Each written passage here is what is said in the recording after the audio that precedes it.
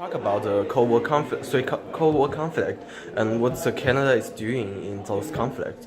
And the first one I wrote for the Canada's role, I think Canada was sending troops into the UN Army, and after they got back to the 38th parallel line, and the Canadians support the U.S. for keep going north, which is a aggression plan of the American, and I think the Canada responds accordingly. So I think the Canadians that was that time they think the peace is better, but they support Americans' aggression plan to keep attacking North, which makes which makes Chinese side participate into the North Korean War, and which also makes UN forces lost many of soldiers due to that reasons that it was not necessary they should lose. And what did you write for that?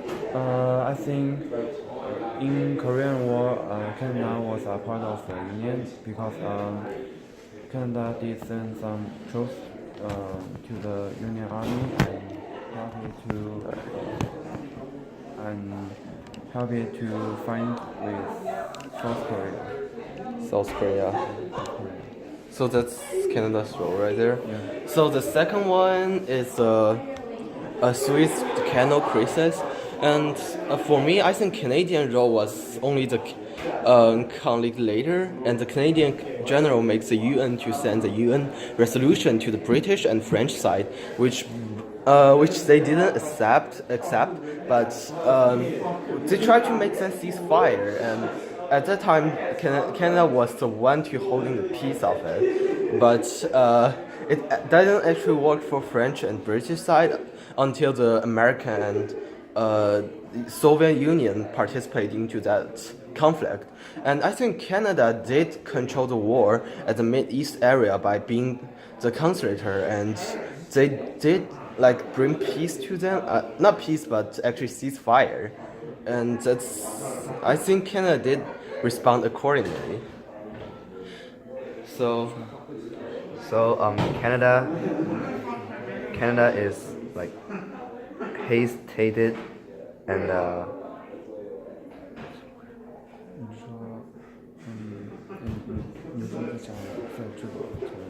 'cause Cuban Missile Crisis is in Canada is hesitated.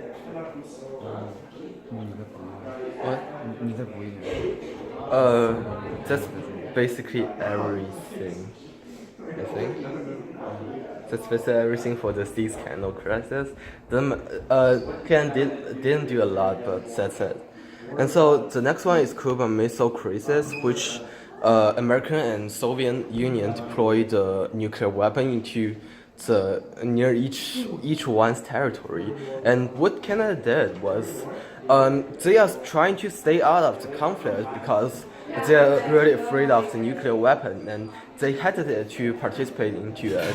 And which Canada actually did was that the Prime Minister, I forgot who, but he did send the defense level of Canada into 3, and which makes American and Soviet Union feel like they are being,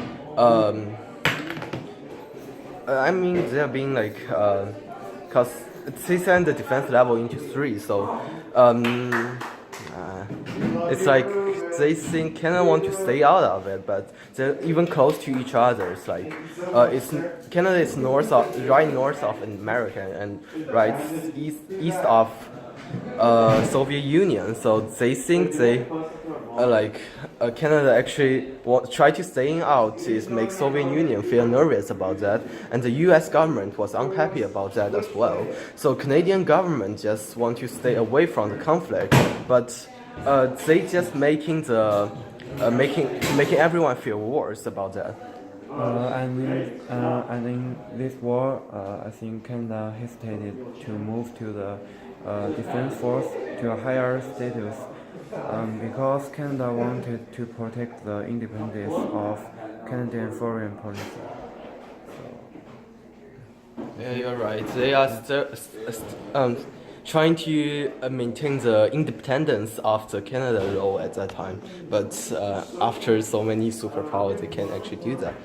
And the last one is the Vietnam War. And what Canada did was to send a lot of help, includes like medicine help and weapon help into the South Vietnam and against those communism. North Korea, not North Korea, but North Vietnam. They said they want to try to make it peaceful as possible, but I think, what Canada did was trying to make the war between North and South Vietnam worse, and because they sent all those helps, and it's like just mess everything up. So Canada served on 2 international truce commissions and provide medical supplies and technical assistance. Yeah. Technical assistance. Yeah. Do you think the Canada responds accordingly?